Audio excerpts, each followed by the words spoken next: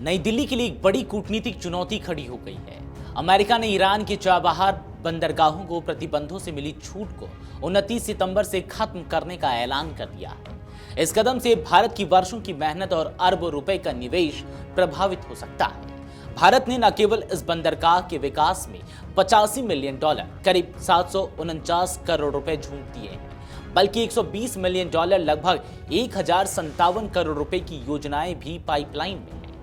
Chabahar को अब तक भारत की सबसे महत्वाकांक्षी और रणनीतिक परियोजनाओं में से एक माना जाता रहा है, जो पाकिस्तान को दरकिनार कर अफगानिस्तान, यूरोप और पश्चिम एशिया तक सीधी पहुंच का रास्ता खोलता है। ट्रंप प्रशासन के दौरे में जब ईरान पर कठोर प्रतिबंध लगाए गए थे, तो चाबहार को मानवीय और आर्थिक सहायता के लिहाज से छूट मिली थी। इसकी वजह से ही भारत ने इस पोर्ट के विकास में तेजी लाई। मई 2024 में भारत ने 10 साल तक इसके संचालन का समझौता भी किया था, लेकिन अब अमेरिकी फैसला न केवल इस समझौते को कमजोर करता है, बल्कि भारत की क्षेत्रीय संपर्क नीति पर भी गंभीर सवाल खड़े करता है। भारतीय कंपनियों के सामने जुर्माने और प्रतिबंध का खतरा मंडराने लगा है।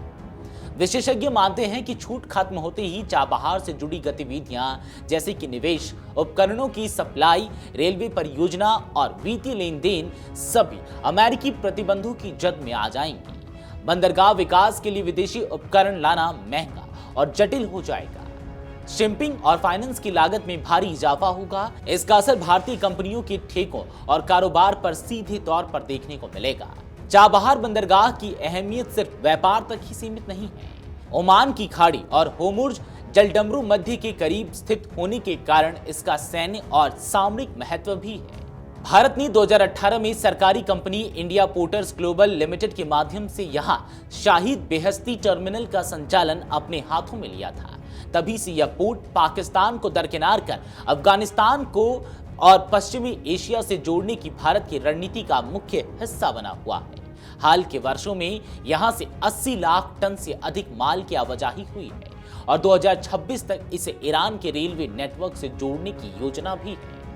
कूटनीतिक विशेषज्ञ ब्रह्मा चेलानी का कहना है कि भारत ने पहले भी ट्रंप प्रशासन की नीतियों के चलते ईरान से तेल आयात बंद कर दिया था, जिससे चीन को अप्रत्याशित लाभ मिला।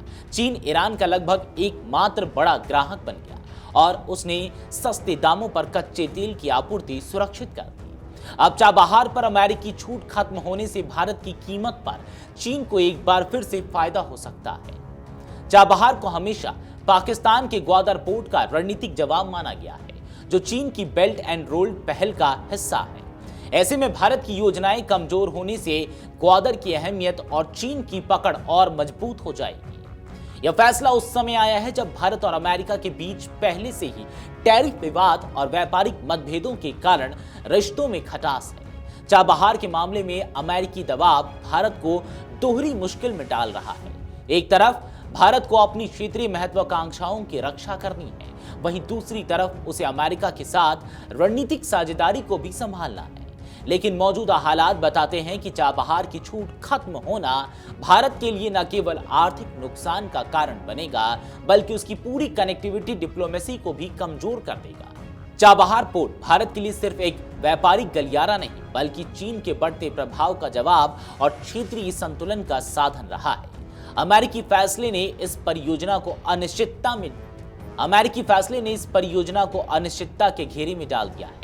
अगर भारत ने समय रहते विकल्प नहीं खोजे, तो आने वाले वर्षों में यह सिर्फ आर्थिक घाटे की वजह नहीं बनेगा, बल्कि क्षेत्रीय कूटनीतिक समीकरणों में भी भारत की स्थिति को कमजोर कर सकता है। अगर आप ये वीडियो YouTube पर देख रहे हैं तो हमारे चैनल को सब्सक्राइब कर बेल आइकन दबाएं और Facebook पर देख रहे हैं तो हमारे पेज को लाइक करें।